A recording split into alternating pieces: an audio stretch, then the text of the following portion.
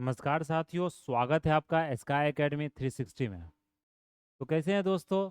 आशा करता हूँ अच्छे होंगे। आप लोग की प्रिपरेशन अच्छे से चल रही होगी और खूब मन लगाकर पढ़ते रहिए, आगे बढ़ते रहिए और तैयारी करते रहिए, तभी जाकर आपका एग्ज़ाम में सक्सेस होगा, एग्ज़ाम आप निकाल सकते हैं। बहुत सारी वैकेंसीज आपको इस साल आने वाली है और बहुत सारे वैकेंसीज अनाउंस भी हो गया, नोटिफिकेशन भी आ गया। तो लगे रहिए तैयारी में। और इस बार आपको सीट पक्का करना है, चाहे भी किसी भी गवर्नमेंट एग्जाम्स की आप तैयारी कर रहे हैं तो जुड़े हमारे साथ स्काई एकेडमी 360 के। तो चलिए दोस्तों, हम लोगों ने जैसे शुरू किया था अभी साइंस का सेक्शन। तो साइंस हमने फिजिक्स में क्या क्या चीज़ डिस्कस किया था? फिजिक्स में डिस्कस किया था हमने हमने उसमें देखा था मेजरिंग टूल्स। और जो मेजरिंग का जो लेंथ होता है, जो मेजरिंग का जो मतलब यूनिट होता है, जो यूनिट के बारे में पढ़ा था, कितने सिस्टम में मेजर किया जाता है, कौन कौन सा सिस्टम है मेजर करने का, कौन कौन सा ऑब्जेक्ट्स होता है, जो टूल्स होता है। जैसे हमने एम मीटर की बात की, गैल्वेनोमीटर की बात की, फैथम मीटर की बात की, रेडार की बात की, सोनार की बात की। तो ये सब सारा एक मेजरिंग टूल्स है जो क्या होता है साइंस में आपको पूछा जाता है क्वेश्चन के तौर पर। और प्लस यहाँ से बहुत सारा क्वेश्चन आपसे पूछा भी जाता है। आज हम लोग जो नेक्स्ट टॉपिक दोस्तों शुरू करेंगे वो हमारा मैकेनिक्स है। तो मैकेनिक्स में आपको क्या है इंपॉर्टेंट, मास हो गया, फोर्स हो गया, ग्रेविटी हो गया, न्यूटन्स लॉ ऑफ मोशन हो गया। तो ये सारा टॉपिक्स हम लोग क्या करेंगे यहाँ पर डिस्कस करेंगे। तो सबसे पहले अगर मैकेनिक्स की हम लोग बात करें यहाँ पर, तो मैकेनिक्स में क्या है? मैकेनिक्स एरिया का वह साइंस है जो फिजिकल बॉडीज, जो हमारा जो फिजिकल बॉडीज है उसके स्टडी करता है, उसका बिहेवियर। कि मतलब जैसे उस पर अगर किसी तरह का फोर्स लग रहा है, अगर डिस्प्लेसमेंट हो रहा है, तो उस सारे चीज को क्या करता है हम लोग, मतलब आपको स्टडी करता है। इन्वायरमेंट में किसी तरह का जो इफेक्ट होता है बॉडी पर, इन्वायरमेंट पर या बॉडी पर, उस सारे चीज को इफेक्ट स्टडी करने को चीज को क्या कहते हैं? मैकेनिक्स बोलते हैं। वेट क्या है? Weight is the force exerted in a body by gravity. तो दोस्तों अगर मास और वेट की बात करें तो मास क्या होता है? चेंजेस नहीं होता। मास बॉडी का क्या होगा? जितना बॉडी में आपका मतलब कि जो बना हुआ है, जो चीज आपको मौजूद है, उसको मास बोलते हैं। लेकिन फोर वेट क्या होता है? वेट हम लोग बोलते हैं जो ग्रेविटी के कारण जो हमारा वजन होता है उसको वेट बोलते हैं। वेट आपका चेंज होता है लेकिन मास कभी चेंज नहीं होता, चाहे आप यहाँ रहे, चाहे अर्थ पर रहे, चांद पर है। ये चीज आपको ध्यान रखना है। तो mass represent the amount of matter in a particle. मतलब कोई भी अगर मैटर है उसके अंदर जितना भी आपको पार्टिकल जो भी मौजूद है, वो पूरा पार्टिकल का जो जितना भी मास है वो हरदम क्या होता है? सेम होता है, कांस्टेंट होता है। तो मास कांस्टेंट होता है सारे प्लेस पर, ये चीज आपको ध्यान रखना है। इसे हम लोग एम से डिनोट करते हैं। किससे डिनोट करते हैं? एम से। और ये क्या होता है? Force exerted in a body by gravity, weight होता है। तो ये चीज आप ध्यान रखना। तो वेट का क्या हो गया? अगर वेट की हम बात करें यहाँ पर तो gravitational force of the of earth हो गया, इस पर लगता है। ये measurement of the amount of matter है जो कि समथिंग कुछ कंटेन करता है, ये याद रखना। ये वेक्टर क्वांटिटी है, ये हमारा क्या है? स्केलर क्वांटिटी है। ये क्या करता है? वेट मतलब प्लेसेस के, जैसे आज चांद पर आप मेजर कर रहे हैं अपना मतलब वजन, तो वहाँ अलग होगा, पोल पर कर रहे हैं अलग होगा, इक्वेटर पर कर रहे हैं अलग होगा, लेकिन मास अलग नहीं होगा। मास जो है आपका शरीर का, वो मास किसी भी बॉडी का, वो क्या होगा आपका? कोई भी ऑब्जेक्ट का, वो सब जगह सेम होगा। ये चीज आपको ध्यान रखना, कांस्टेंट होता है। ये डिफरेंसेस आपसे पूछा जाता है, वन लाइनर के तौर पर पूछा जा सकता है। इसका यूनिट यूनिट न्यूटन होता है दोस्तों। इसे फोर्स का यूनिट न्यूटन होता है। इसका क्या होता है? किलोग्राम होता है, जो हम लोग किलोग्राम में मेजर करते हैं। तो ये चीज आपने समझ लिया। प्लस अगर यहाँ बात करेंगे डिस्टेंस एंड डिस्प्लेसमेंट की, तो डिस्टेंस और डिस्प्लेसमेंट में क्या अंतर होता है दोस्तों? तो ये बेसिक इन्फॉर्मेशन है, इससे ज़्यादा आपको पढ़ना भी नहीं, इतने ज़्यादा डिटेल में जाना भी नहीं है। क्यों ऐसा होता है, क्या ऐसा होता है? अगर ये पढ़ना होता तो आप IIT JEE कर लेते, आप थेसिस का कर लीजिए, PhD कर लीजिए। लेकिन जनरल कंपटीशन की तैयारी कर रहे हैं तो आपको इससे ज़्यादा इन्फॉर्मेशन की जरूरत नहीं है। जो कि आपका टू डे लाइफ में जो एक्टिविटी हो रहा है, जो आपके रोज़मर्रा की ज़िंदगी में जो एक्टिविटी हो रहा है, वही सारे एक्टिविटी के पीछे का रीज़न आपको क्या करना है? याद रखना है। डिस्टेंस और डिस्प्लेसमेंट में क्या अंतर होता है? जैसे आप डिस्टेंस आप चल रहे हैं तो क्या हुआ? एक डिस्टेंस आप कवर करते हैं। और डिस्प्लेसमेंट क्या होगा? Shortage distance. समझ रहे हैं ना? जैसे आप शॉर्टेज डिस्टेंस आप होते हैं ना, कभी कभी आप जो गली से निकलते हैं, घर से आप मार्केट जाना था, आप सोचते हैं कि कौन छोटा सा गली पकड़ ले जो तुरंत मार्केट पहुंच जाए भीड़ से बचते हुए। समझ रहे हैं? तो वो डिस्प्लेसमेंट आपका होता है। तो ये चीज आपको ध्यान रखना है, कभी नहीं भूलेंगे। और डिस्टेंस डिफरेंस में ये भी अंतर होता है कि डिस्टेंस आपको स्केलर क्वांटिटी होता है और डिस्प्लेसमेंट क्या होता है आपका? वेक्टर क्वांटिटी होता है। जैसे आप देख सकते हैं length of a specific path जो ट्रेवल्ड होता है बिटवीन 2 पॉइंट्स, यहाँ से अगर यहाँ पूरा पाथ को ट्रेवल कर रहे हैं, ऐसे घूमकर ऐसे ऐसे घूमकर यहाँ पर जा रही है, आपको क्या होगा? डिस्टेंस हो गया। लेकिन वही अगर आपको यहाँ पर ये क्या हो गया? आपका डिस्टेंस हो गया। लेकिन वही अगर आपको यहाँ डायरेक्ट ऐसे जा रहे हैं तो डिस्टेंस भी देख, डिस्प्लेसमेंट क्या हो गया आपका? छोटा डिस्टेंस हो गया। तो मिनिमम पाथ मतलब बोला जाता है कि जो आप ट्रेवल कर रहे हैं दो पॉइंट के बीच में। Displacement is a vector quantity, distance हमारा स्केलर होता है, ये शॉर्टेस्ट डिस्टेंस होता है इनिशियल और फाइनल पोजीशन पर। Travel distance has only magnitude while displacement has magnitude along with the direction. तो दोस्तों वेक्टर और स्केलर क्या होता है वो आप लोग जानते होंगे, आपने बचपन में पढ़ा भी होगा, 6-7 क्लास में भी ये शुरू हो जाता है। वेक्टर और स्केलर क्या होता है कि जिसका आपको मैग्नीट्यूड होता है सिर्फ डायरेक्शन में होता है, उसको हम लोग स्केलर कहते हैं। और जो क्वांटिटी का क्या होता है, यूनिट का क्या होता है कि मैग्नीट्यूड भी होता है, प्लस मैग्नीट्यूड क्या हो गया मतलब उसका स्पीड सब चीज हमको पता है, मैग्नीट्यूड का वैल्यू है, और प्लस उसका डायरेक्शन नहीं पता है किस दिशा में वो जा रहा है, तब हमको क्या करते हैं उसको हम आपको वेक्टर कहते हैं। तो ये चीज आपको ध्यान रखना। It is clear that the distance is a scalar quantity and displacement is a vector quantity. तो ट्रेवल डिस्टेंस अब क्या होता है, आपसे पूछा जाएगा डिस्टेंस ट्रेवल जीरो हो सकता है, निगेटिव हो सकता है, पॉजिटिव हो सकता है, डिस्प्लेसमेंट निगेटिव पॉजिटिव हो सकता है। तो ये चीज आपको ध्यान रखना है कि डिस्टेंस कभी निगेटिव नहीं होता है। Distance by an object is not zero, zero नहीं होता है। फाइनल डिस्प्लेसमेंट में भी जीरो, डिस्प्लेसमेंट जीरो हो सकता है। डिस्प्लेसमेंट क्या हो, फाइनल और इनिशियल पोजीशन। तो अब ये पोजीशन से ये गए, फिर ये पोजीशन से अब फिर यहीं वापस आ गए, तो क्या हो गया, निगेटिव हो गया आपका। समझ रहे हैं ना, तो ये चीज आपको ध्यान रखना। समझ में आ रहा होगा, स्लाइड विजिबल होगा, आप लोग जरूर बोलिएगा कमेंट करके कि कहाँ पर क्या दिक्कतें आपको आ रही है, इस हिसाब से उसका निदान किया जाएगा। तो यहाँ पर दो पॉइंट्स के बीच का डिस्टेंस हो गया, इसे आपको ध्यान रखना। Displacement of object will be zero when the moving objects come to initial point. तो डिस्प्लेसमेंट जीरो हो सकता है, आपको डिस्टेंस जीरो कभी नहीं हो सकता। ये चीज आपको ध्यान रखना, निगेटिव भी नहीं हो सकता। फिर अगर नेक्स्ट हम लोग यहाँ पर देखेंगे स्पीड और वेलोसिटी के बारे में। स्पीड क्या है, हमारा distance travelled per unit time. जो डिस्टेंस हमारा ट्रेवल्ड पर यूनिट टाइम होता है, distance travelled per unit time, इसको हम लोग क्या करते हैं यहाँ पर, ये देख सकते हैं आप, क्या है यहाँ पर डिस्टेंस ट्रेवल्ड आपका, एक मिनट एक मिनट एक मिनट, ये क्या हमारा distance travel per unit time जो आपको दिया गया, ये हमारा स्पीड होता है, ये स्केलर होता है, ये चीज आपको ध्यान रखना। ऐसा यूनिट मीटर पर सेकंड होता है, वेलोसिटी का सेम ऐसा यूनिट होता है, प्लस लेकिन वो वेक्टर होता है। वेलोसिटी क्या है, ये भी डिस्प्लेसमेंट है, इसमें डिस्टेंस नहीं, यहाँ पर क्या है डिस्प्लेसमेंट है, आपको ध्यान रखना। और ये क्या होता है हमारा पर यूनिट टाइम होता है, पार्टिकुलर डायरेक्शन, इसमें डायरेक्शन का भी पता चलता है, इसलिए हम लोग इसे क्या कहते हैं यहाँ पर वेक्टर क्वांटिटी बोलते हैं। तो समझ रहे हैं, बहुत आसान चीज़ है दोस्तों, इसको एक बार भी पढ़ लेंगे तो आपको चीज़ें याद हो जाएगी, एग्जाम में आप भूलेंगे नहीं। तो ये ध्यान रखना क्या होता है स्केलर और वेक्टर, सिर्फ यही डिफरेंस आपको याद रखना है, बाकी फॉर्मूला तो सेम होता है। एक्सेलेरेशन की अगर बात करें तो एक्सेलेरेशन क्या होता है, एक्सेलेरेशन होता है rate of change of velocity. जो वेलोसिटी का जो रेट जो चेंज होता है, स्पीड जो चेंज होता है, उसको क्या कहते हैं हम लोग, एक्सेलेरेशन कहते हैं विद रिस्पेक्ट टू टाइम। तो यहाँ देख सकते हैं rate of change of velocity with respect to time. Final velocity minus क्या आपको इनिशियल वेलोसिटी। तो ये पे क्या होता है यहाँ पर v माइनस यू, आपको याद रखना टाइम होता है। तो ये देख सकते हैं v माइनस यू आपको दिया गया है। ऐसा यूनिट क्या होता है, मीटर पर सेकंड स्क्वायर होता है, ये चीज ध्यान रखना। तो ये हमारे लिए इंपॉर्टेंट है, ये भी याद रखना है। एक्सेलरेशन क्या है हमारा, जो एक्सेलरेशन है दोस्तों ये क्या है, ये आपको वेक्टर क्वांटिटी है।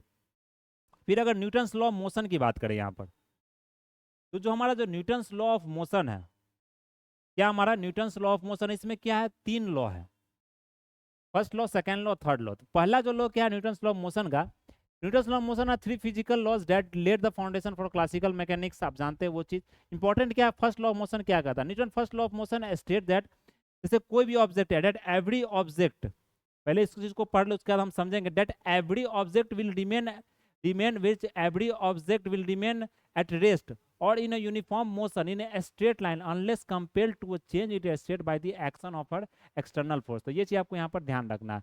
Inertia is a tendency of a,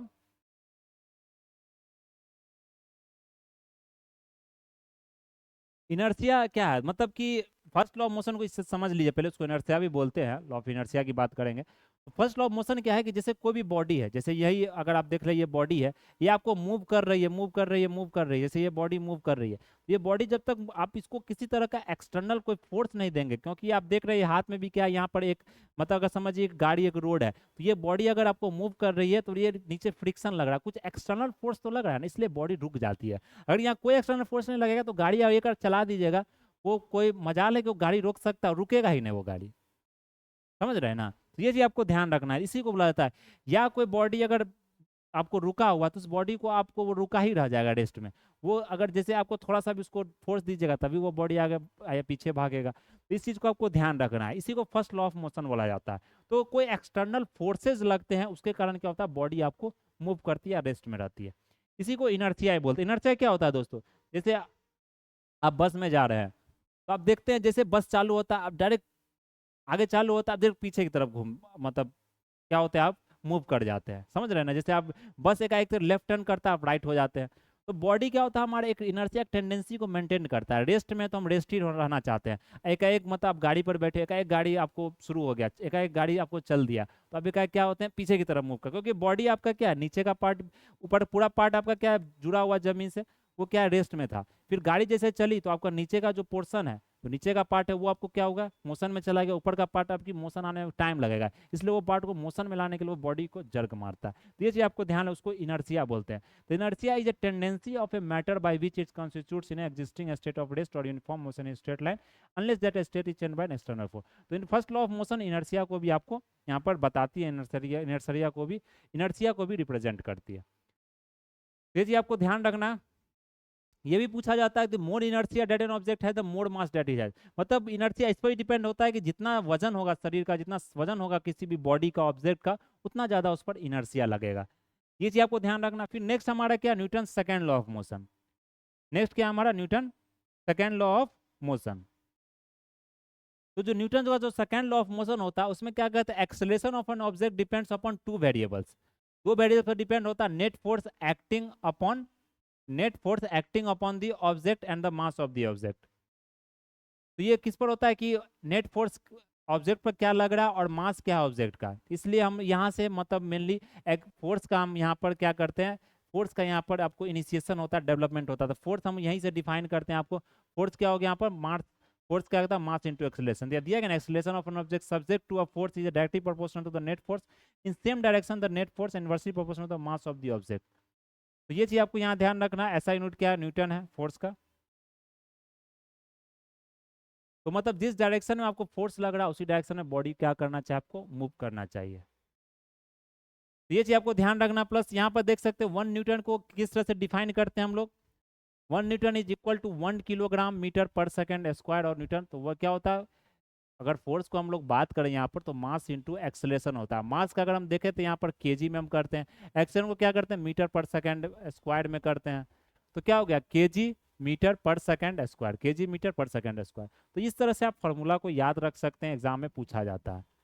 तो क्या हो गया, 1 Newton force is the force required to accelerate 1 kilogram 1 meter per second every second. Newton third law of motion क्या है, every action there is an equal and opposite reaction.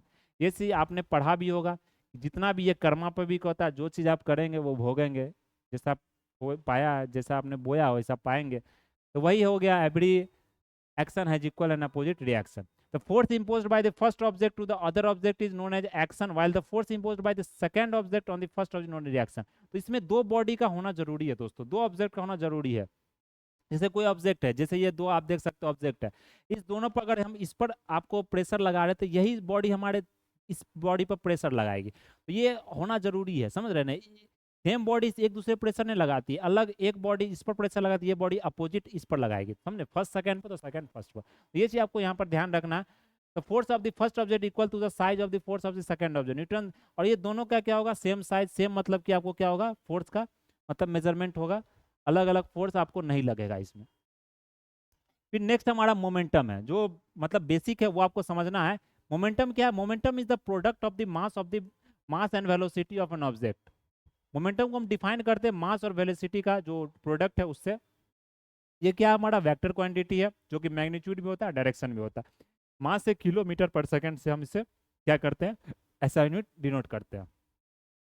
फिर हमारा change in momentum क्या हो गया, rate of change in momentum when object is proportional to the imposed force on of object. जो मतलब force जो ऑब्जेक्ट पर जो मतलब मेनली जो आपको फोर्स लगता है किसी ऑब्जेक्ट पर, उसका जो मोमेंटम जो चेंज होता है उसको क्या कहते हैं, चेंज इन मोमेंटम कहते हैं। Change in momentum occurs always in the direction of force, जिस डायरेक्शन में फोर्स लगा उसी में चेंज आपको मोमेंटम क्या होगा अकर होगा। सेकंड लॉ ऑफ मोशन को भी यह दर्शाता है, क्या चीज आपको ध्यान रखना है। यहाँ से भी हम एक फॉर्मूला निकाल सकते हैं, एम इज इक्वल टू के एम है, यहाँ से भी आप निकाल सकते हैं force is equal to mass into acceleration, जो कि न्यूटन सेकंड लॉ को क्या दर्शाता है, समझ रहे हैं। तो ये चीज आपको ध्यान रखना। तो आपने फोर्स देख लिया, न्यूटन्स लॉ ऑफ मोशन देख लिया, एक्सेलरेशन देख लिया, वेलोसिटी देख लिया, कौन स्केलर है कौन आपका क्या है वेक्टर है। प्लस हमारा यहाँ पर अगर नेक्स्ट देखे दोस्तों वर्क। अब वर्क क्या होता है, वर्क किसको बोलते हैं, ये इंपॉर्टेंट है आपके लिए।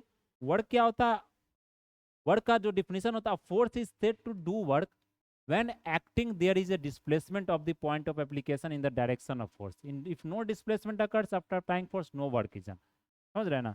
जैसे कोई बॉडी है, अगर इस बॉडी को हम मूव कर रहे हैं तो ये जो बॉडी अगर आपको आगे घसकेगी, इस जैसे इस डायरेक्शन में फोर्स लगा रही है, बॉडी आगे आपको घसक रही है, तब ये जाकर आपको वर्क होगा। समझ रहे हैं ना। इसलिए इसका फॉर्मूला भी होता है work force into displacement in the direction of force.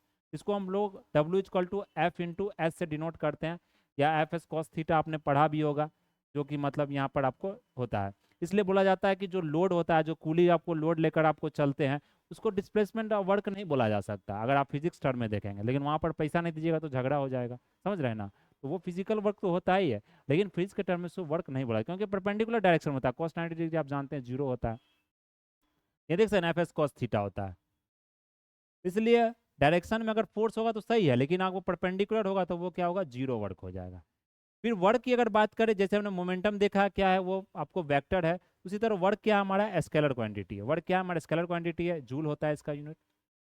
1 joule क्या होता है, amount of energy exerted by, ये तो आप सभी लोग जानते हैं। पावर अब नेक्स्ट देखें, वर्क हमने देख लिया, पावर देख लिया। इसमें इतना ही याद रखना, यूनिट क्या होता है, प्लस वर्क का डिफिनीशन क्या होता है, कब वर्क होगा नहीं होगा। पावर की बात करें, पावर क्या है, rate of doing of work. तो वर्क अपॉन टाइम को क्या कहते हैं हम लोग, पावर बोलते हैं। जो हमारा यहाँ पर क्या है, वर्क अपॉन टाइम। ऐसा यूनिट क्या होता है, जूल पर सेकेंड, इसको हम वाट भी बोलते हैं। अनदर यूनिट ऑफ पावर क्या होता है, इसका हॉर्स पावर। एक हॉर्स पावर की बात करें तो 746 वाट होता है। ये चीज़ आपको ध्यान रखना, 746 वाट होता है। एग्जाम में बहुत बार पूछा भी गया, बीपीएससी में खासकर। ये सिंपल होता है, लेकिन स्टूडेंट इसे भी इग्नोर कर देते हैं। इसलिए ना बोले कि साइंस उतना भारी नहीं होता है, 10th लेवल तक आपको बेसिक इन्फॉर्मेशन पूछा जाता है, जो लोगों को जानकारी होना चाहिए। एनर्जी की अगर बात करें, नेक्स्ट वर्क देख लिया हमने, पावर देख लिया। एनर्जी की बात करें, energy is the capacity of doing work. Different forms of energy, जैसे मैकेनिकल हो गया, heat energy, light energy, sound energy. तो ये स्केलर क्वांटिटी होता है। वर्क भी हमने देखा स्केलर क्वांटिटी है, पावर हमने देखा स्केलर क्वांटिटी है। उसी तरह से क्या है, एनर्जी भी आपका स्केलर क्वांटिटी, इसका भी एनर्जी जूल होता है, हीट का भी जूल होता है, इसका भी जूल होता है, वर्क का भी हमने देखा तो जूल होता है। मैकेनिकल एनर्जी की बात करें तो मैकेनिकल एनर्जी क्या होता है दोस्तों, ये सम होता है काइनेटिक एनर्जी का, और इसका सम होता है ये पोटेंशियल एनर्जी का आपको सम होता है। ये आप देख सकते हैं, sum of the kinetic energy and, आपको दिख रहा होगा, स्लाइड विजिबल होगा, kinetic energy and potential energy. ये चीज आपको ध्यान रखना, काइनेटिक एनर्जी पोटेंशियल एनर्जी का सम होता है। काइनेटिक एनर्जी क्या होता है दोस्तों, जो मोशन के कारण जो हमारा एनर्जी जो डेवलप होता है, जो एनर्जी बनता है, उसे हम लोग काइनेटिक एनर्जी कहते हैं। और जो हमारा किसके कारण होता है, पोजीशन के कारण होता है, उसे हम लोग क्या कहते हैं, पोटेंशियल एनर्जी। जैसे the kinetic energy of object is energy that is possessed due to its motion. If the mass of the body is m kg, speed v metre per second, then kinetic energy क्या होता है, half M B square. उसी तरह से potential energy जो होता है हमारा, energy in a body due to its position, it is clear that if an object under the force is shifted from its one position, ये पोजीशन के कारण होता है। तो ये इसमें क्या होता है, इसमें हम लोग ग्रेविटी का याद करते हैं, मतलब मैंने ग्रेविटी को हम लोग इसमें लेते हैं। इसका जो फॉर्मूला होता है पोटेंशियल एनर्जी का, ये क्या होता है, mgh, mass into gravity, gravitational जो कांस्टेंट एक्सेलरेशन होता है इंटू आपको हाइट। ये चीज आपको ध्यान रखना है। फिर इलास्टिक जो पोटेंशियल एनर्जी होता है, gravitational potential energy, electric potential energy, ये सब different forms of potential energy है। ये चीज आपको यहाँ पर ध्यान रखना है। फिर अगर नेक्स्ट हम देखें, transformation of energy by apparatus.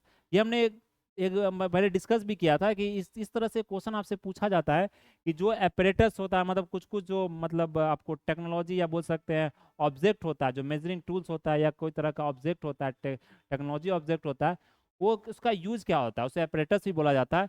जैसे डायनेमो की बात करें तो क्या होता है, डायनेमो क्या करता है दोस्तों, ये मैकेनिकल एनर्जी को इलेक्ट्रिकल, जो आप देखते हैं साइकिल सब में भी डायनेमो लगा रहता है, पहले का आप साइकिल देखेंगे तो ये आप जब साइकिल चलाते हैं मैकेनिकल एनर्जी होता है, उससे क्या होता है इलेक्ट्रिकल एनर्जी में, तो फिर रात में वो बल्ब जलता है।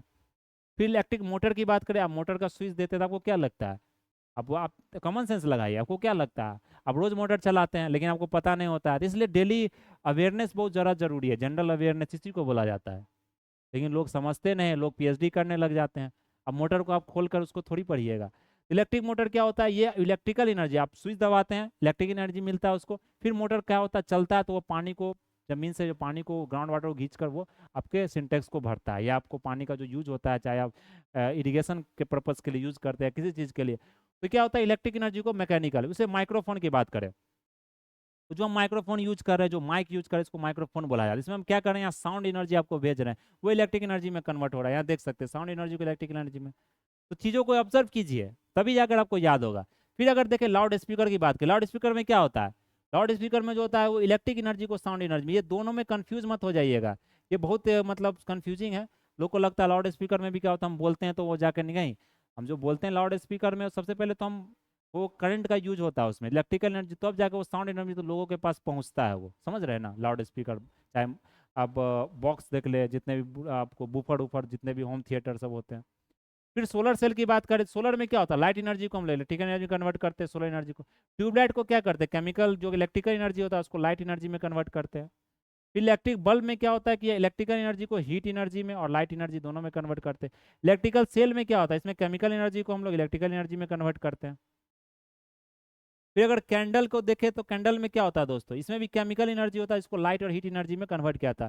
फिर सितार की अगर बात करें यहाँ पर, कन्वर्जन ऑफ मैकेनिकल एनर्जी को साउंड एनर्जी में, मतलब जो सितार होता है उसमें आपको लगा होता है, आप जानते हैं कि मतलब जो तरंग जो मतलब आप बोल सकते हैं तार लगा होता है, उस तार को हम लोग जब क्या करते हैं बजाते हैं तब जाकर आवाज़ निकलता है, जो मधुर आवाज़ मधुर संगीत निकलता है वो सितार से निकलता है। तो क्या होता है मैकेनिकल एनर्जी, मैकेनिकल में क्या हो रहा है, मतलब कुछ तरह का हम क्या वर्क कर रहे हैं वहाँ पर, तो फिर साउंड एनर्जी में वो कन्वर्ट होता है। मैकेनिकल एनर्जी क्या होता है, पोटेंशियल और काइनेटिक एनर्जी का सम होता है। फिर ड्यूरिंग फोटोसिंथेसिस क्या होता है, ग्रीन प्लांट्स में सोलर एनर्जी को कन्वर्ट किया जाता है केमिकल एनर्जी में।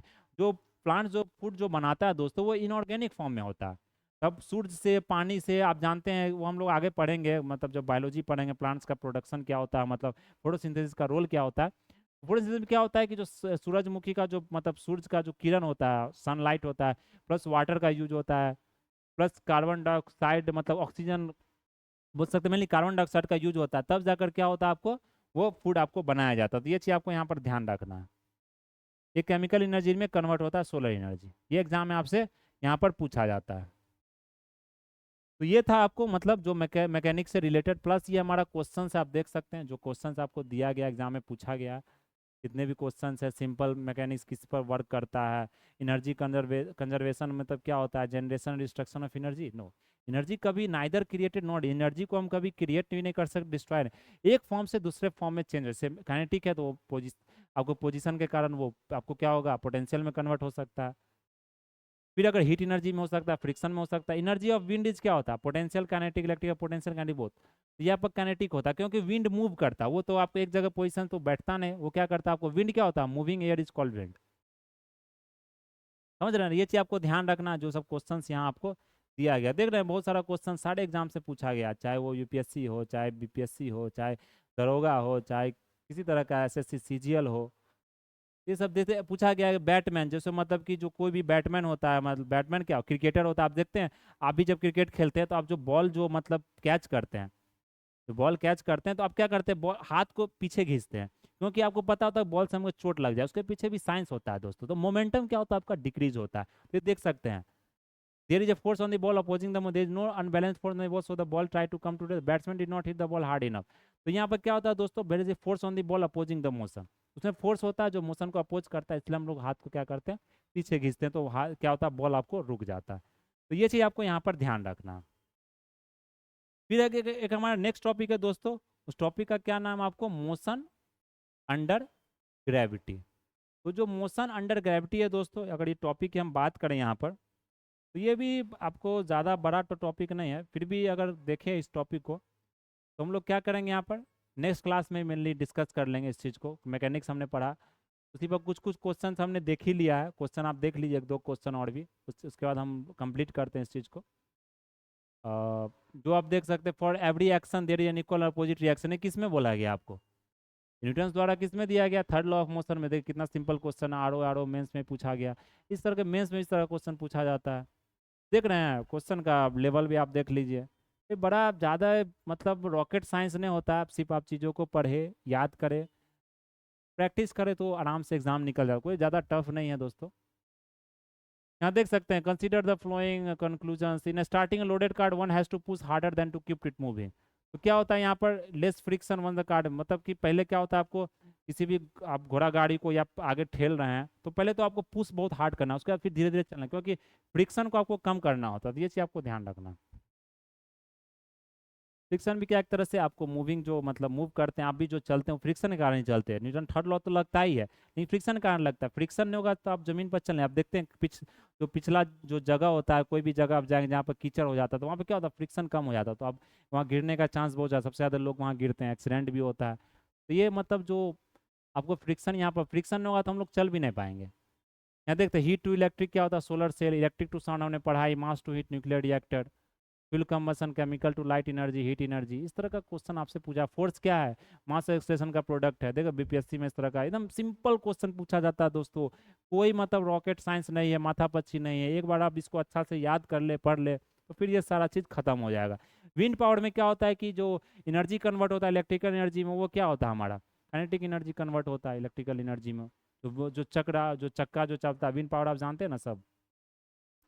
तो मतलब हमारा देश भी अभी दूसरे तीसरे नंबर पर विंड पावर प्रोडक्शन में। ये चीज़ आपको यहाँ पर ध्यान रखना। तो ये हमारा आज का दोस्तों पूरा एक टॉपिक था जो हमने यहाँ पर डिस्कस किया। ये टॉपिक को आपको यहाँ पर याद रखना है, इस टॉपिक को आपको प्रैक्टिस भी करते रहना, प्रैक्टिस करते रहिएगा तभी जाकर आप क्या होइएगा, इसमें सफल भी होइएगा। समझ रहे हैं ना, तो इस चीज़ को आपको यहाँ पर क्या करना है, याद रखना। तो ये सारा जो लेक्चर है दोस्तों हमारा स्काई एकेडमी 360 पर आपको यहाँ पर मिल जाएगा, जो कि बिकना पहाड़ी ऑफलाइन सेंटर भी है। आइए जुड़िए हमारे साथ, हमारा लेक्चर को आप देखिए, उस चीज़ से जो हमारा आप उपयोग कर सकते हैं, जो फ़ायदा आप उठा सकते हो फ़ायदा उठाइए, क्योंकि ये सारा चीज़ आपको फ्री कंटेंट अभी अवेलेबल आपको मिल रहा है। तो इस चीज़ से आप अच्छे से जानकारी लीजिए, अच्छे से पढ़ाई कीजिए, एग्ज़ाम को क्वालिफाई कीजिए, यही हमारा मतलब एक एडवाइस होगा आप लोगों के लिए। तो लेक्चर को इतना ही आज रहने देते हैं, नेक्स्ट में हम लोग आगे कंटिन्यू करेंगे, तो जुड़े रहिए हमारे साथ स्काई एकेडमी 3 के साथ। Thank you for watching this video. जय हिंद, जय भारत एंड टेक केयर।